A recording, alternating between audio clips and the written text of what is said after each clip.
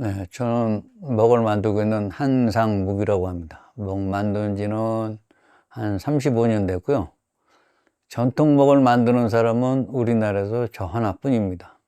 지금 전통먹 말고 현대먹 만드는 사람도 우리나라 먹을 만드는 사람은 현재까지 딱 3명이에요. 그 중에서 2명은 이제 현대먹이라고 하는 것을 만들고 전통먹은 저 하나뿐입니다. 제가 시작한 건 28살 때 시작을 했는데요. 우리 이모부가 이쪽 일을 하셨어요. 그래서 이모부 권유로 하게 됐는데, 처음에는 한 1년 동안 안 한다고 했어요. 왜냐면, 먹만 들어도 사실 먹먹하잖아요. 이제 한 1년 동안 거부를 했어요. 근데, 1년 정도 지나고 나서 다시 하게 됐죠. 하게 됐는데, 그거는 또 다른 이유는, 근데 20대 때는 군대에서 다 보내가지고 좀 나와서 뭐 마땅하게 할 수가 없고, 지금도 그렇지만은, 제가 원래 마지막에 제대한 게 제가 국정원 대북공작원이었어요. 그러다 보니까 내가 취업이 안 돼. 내가 대기업체나 뭐 어디 취업을 하려고 그러면 신혼주에 항상 걸렸어. 그게 문제가 됐고, 살면서도 그렇게 됐어요. 왜냐면 내가 2006년도에 처음 경기도 명장 받을 때 명장 서류를 내라 해서 냈는데 연락이 온 거예요. 경기도에서, 도청에서. 서류에 문제가 있다는 거예요. 그래서 서류가 왜 문제가 있냐 그랬더니 신원조례라 보니까 옛날에 지명수배돼 있던 게 나오는 거야. 그래서 이게 왜 이렇게 나왔냐 해서 설명을 했죠.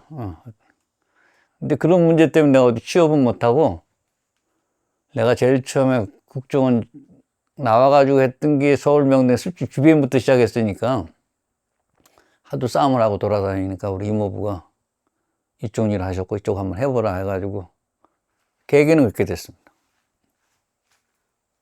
배운 지 한 5년도 안 돼서 같이 일한 지, 뇌졸중으로 돌아가셨는데,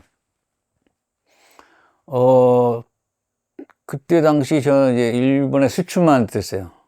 그 먹을 1년에 10만 개를 주문을 받아가지고 했는데, 처음에 한 컨테이너, 그러니까 42피트라고 제일 큰 컨테이너를 보내니까, 일본에서 물건을 받고 답장이 왔는데, 분량이 5% 넘는다. 10% 넘는다. 근데 봐주겠다. 그렇게 왔어요. 그래서 그냥 그런가 보다 해가지고. 두 번째 보냈는데, 요번에 또 10%가 넘는다. 그래도 봐주겠다. 그렇게 왔어요. 근데 마지막에 세 번째 보내니까 분량이 10% 넘어가지고 둘 중에 하나를 택하라는 거예요. 그냥 네가 이렇게 이걸 다 가져가고 전량 회수를 하고 해주든가 아니면 포기하고 저기 변상 조치를 해주든가 둘 중에 하나 택하라 그러는데, 내가 회수해가지고 줘가지고는 액수가 너무 크더라고. 공방 정리하니까 100만 원, 3천만 원 남았어 이제. 그래서 굉장히 힘들었는데 나도 포기를 했는데, 94년도에 인사동에서 연락이 왔어요. 그때는 내수는 하나도 안 하고 수출만 할 때인데 기술이 아깝다고 자기네 먹을 찍어달라는 거예요. 그래서 그 당시 인사동에서 필방 한 곳당 500만 원씩 성금을 해줬어요. 6군데에서 3천만 원을 모아줬어. 해준 게 뭐 구화삼방, 뭐 성심, 필방, 그 다음에 지금 뭐 문 닫은 필방도 많은데 그런 것들이, 그런 필방, 원봉 필방 뭐 다 해가지고 나한테 먹값 500만 원씩 6집이 3천만 원 해줘가지고 다시 시작을 했어요. 근데 그 당시 그분들 해주면서 요구한 게 뭐냐면, 기왕이면은 송현목을 좀 복원해달라는 주문이 있었어요. 우리나라 송현목이 끊어졌으니까 송현목을 좀 해달라 그래가지고 그때부터 송현목의 전통목인 송현목에 관심을 갖고 이렇게 만들어보자 했죠. 어떤 재료를 썼느냐에 따라서 현대목하고 전통목으로 나눠져요. 현대목이라고 하는 거는 흔히 말해서 카본인데, 카본은 석유나 석탄 정제 과정에서 나와요. 이게 요즘 우리가 쓰는 목은 다 현대목이 카본을 원료로 사용한 거고, 전통목이라고 하는 거는 이제 소나무를 태워서 만든 그 기름으로 만들면 송현목이고, 식물성 기름, 뭐 참기름, 콩기름, 뭐 들기름, 이런 것도 태워서 만든 그름으로 만들면은 유연목이라고 하는데, 어떤 재료를 쓰느냐라서 현대목하고 전통목이 이게 갈리거든요. 처음에는 이게 우리나라에 기록도 없고, 만드는 사람도 없었어요. 만드는 사람도 없어가지고 중국하고 일본을 많이 다녔어요. 다 가봤는데, 일본은 철저하게 분업이 되어 있어가지고 먹공장에서 목만 만들어요. 근데 중국과도 마찬가지더라고요. 그래서 일본에도 먹공방이 많은 게 그 하청 만들어서 만드는 사람이 많은데, 중국도 그런 식이에요. 근데 그 중에 한 사람이 송염 만드는 것을 봤대. 자기가 안다. 그래가지고 그 사람 소개로 가서 처음 봤어요. 소나무 그름을 받는 거를. 그래서 거기서 내가 소나무 그름도 사오고, 그때 봤던 모습 그대로 내 한국에 가서 그대로 가마를 설치해서 생산도 하고 그랬댔어요. 그러다가 2004년도에 경북 영양군 수비면에서 가마 터가 발굴이 됐던 거예요. 이제 이 터만 발굴이 됐어요. 그래서 내가 가서 보고 그 터를 기준으로 해서 위에를 이렇게 설치를 한 거야. 설치를 해서 여기서 했고. 근데 그렇게 하다 보니까 여러 가지 문제점이 있어가지고 좀 가마가 4개가 있는 게 나름대로 이제 개량개량 해가지고 지금 4개가 돼서 지금 그렇게 해서 지금 만들기 시작했죠.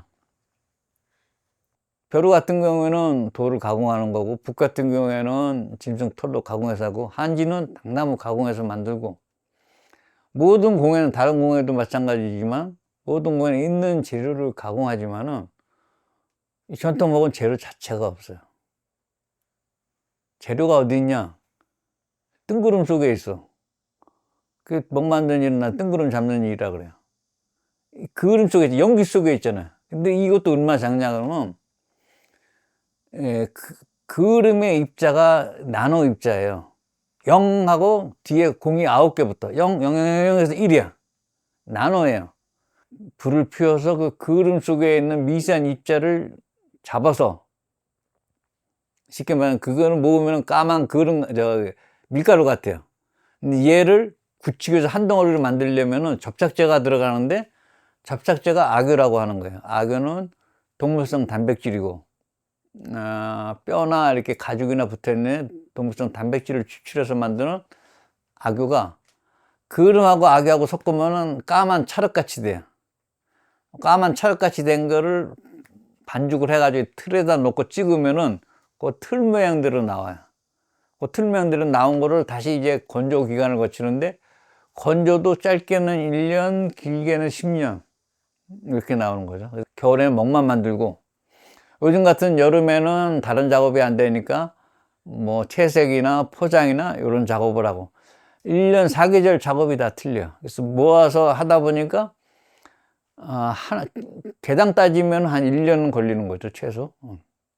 물론 제일 힘든 거는 그름 받는 작업이죠. 그냥 보통 불을 때면 한 열흘 때거든요. 열흘 때로 때우고 하루를 식혀서 그 다음날 들어가요.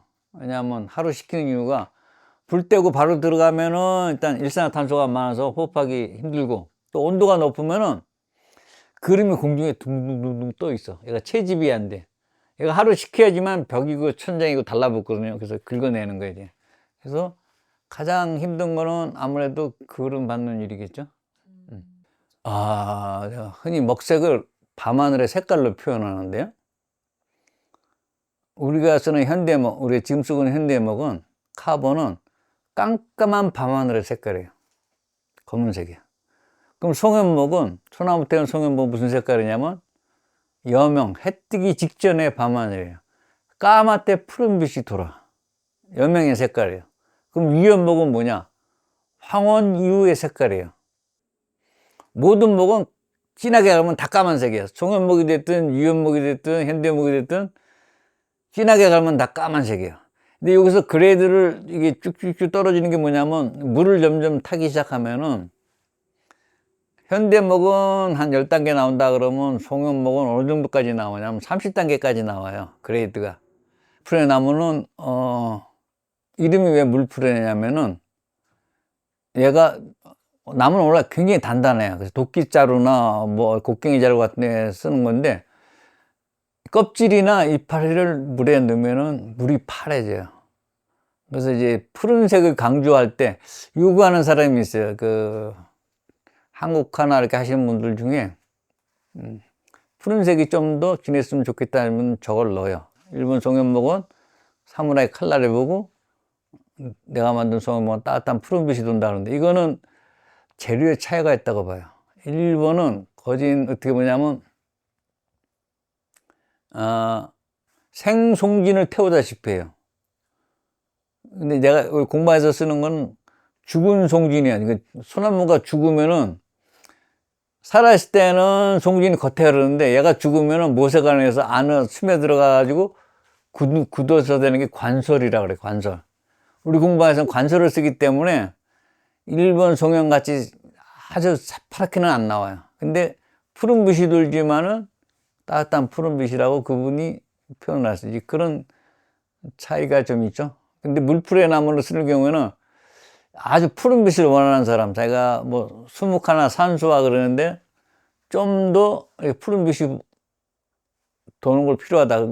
우리는 그냥 청목이라 그래, 그 쉽게 말해서. 푸른빛이 많이 도는 걸 청목이라 하는데 청목을 주문하시는 분이 있어요. 이제 그런 분들 때문에 청목을 만들 때는 제가 물풀의 나무를 쓰죠. 그 끓인 물에다가 다시 악교를 끓이죠.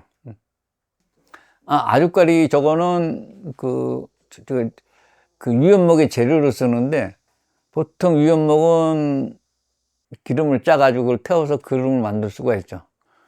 먹의 미래? 암담하죠. 지금 먹 쓰는 사람이 없어요. 다 먹물 써요.